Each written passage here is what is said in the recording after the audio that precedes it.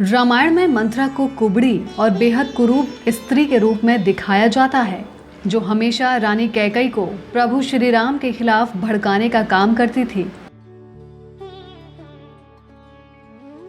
सोचिए, अगर मंथरा कैकई के काम न भरती, राम के राज्याभिषेक के खिलाफ रानी को ना भड़काती, तो क्या होता? शायद फिर श्री राम को वनवास न जाना पड़ता और दशरथ का देहांत न होता। रावण द्वारा सीता का हरण, सीता की अग्नि परीक्षा, फिर राम और सीता अलग न होते। रामायण की कहानी के ये कुछ ऐसे घटनाक्रम हैं जिनकी वजह से स्वयं विष्णु अवतार राम को भी अपने जीवन में इतने दुख झेलने पड़े। वीडियो को आगे शुरू करने से पहले अगर आपने हमारे चैनल संत वचन को सब्सक्राइब नहीं किया है तो इसे तुरंत सब्सक्राइब करें और साथ ही बेल आइकन को दबाना ना भूलें। भले ही रामायण की घटनाओं के पीछे प्रभु की लीला रही होगी, लेकिन कहीं ना कहीं इन सभी घटनाओं का एक कारण मंथरा भी थी। मंथरा को रामायण की विलन कहना गलत नहीं होगा। क्या आपने कभी सोचा है कि आखिर ये मंथरा कौन थी, कहां से आई थी और वो हमेशा कैकई को श्री राम के खिलाफ क्यों भड़काती थी? मंथरा के बारे में बहुत ही कम लोग ये जानते होंगे कि जैसा उसे रामायण में कुबड़ी और कुरूपी स्त्री के रूप में दिखाया जाता है, वो पहले वैसी बिल्कुल ना थी। बल्कि मंथरा तो एक बहुत ही खूबसूरत रानी थी, जिसे एक बार जो देख ले वो उसका दीवाना हो जाए।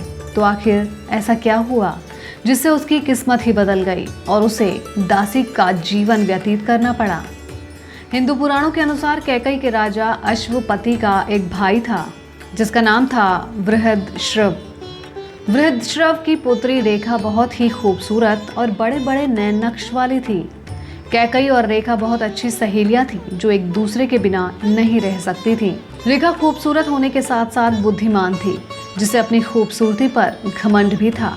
कुछ लोगों का मानना है कि वो अपनी खूबसूरती को बरकरार रखना चाहती थी, जिसके लिए उसने किसी ऐसी चीज का सेवन कर लिया था जिसके कारण उसकी कमर झुक गई और उसका सुंदर रूप कुरूप में बदल गया।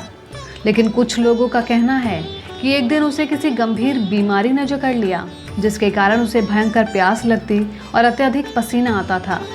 एक दिन रेखा प्यास से अत्यंत व्याकुल थी, इसीलिए उसने तुलसी, चंदन और मिश्री से बनाकर शरबत पी लिया, जिसके बाद रेखा त्रिदोष से पीड़ित हो गई और उसके कुछ अंगों ने कार्य करना बंद कर दिया। लेकिन समय पर उपचार होने से रेखा ठीक तो हो गई, लेकिन उसका सुंदर रूप बिगड़ गया। उसकी पीठ हमेशा के लिए टेढ़ी हो गई, उसके कंधे और गर्दन भी झुक गए थे। इस बीमारी की चपेट में आने के बाद रेखा का नाम कुबड़ी मंथरा पड़ गया। ये कैकई की खास दोस्त थी। कैकई से उसका दुख ना देखा जाता था, वो हमेशा उसके साथ रहती थी। फिर जब कैकई का विवाह हुआ तो मंथरा को अपने ससुराल अयोध्या ले आई। वहां सब उसके कुरूप के कारण दासी समझकर उसका अपमान करते थे, जिससे परेशान होकर वो हमेशा अयोध्या के सुख शांति को मातम में बदलने के प्रयास करती रहती थी। मंथरा ने ही रानी कैकई को एक बार श्री राम के विरुद्ध करने की कोशिश की, जिसमें एक दिन वो सफल भी हो गई और भगवान राम को अपना राजमहल छोड़कर अपनी पत्नी सीता और भाई लक्ष्मण के साथ 14 वर्षों के वनवास में जाना पड़ा। आपको हमारा ये वीडियो कैसा लगा कमेंट कर ज़रूर बताएं। इसके साथ ही इसे लाइक और शेयर करना न भूलें।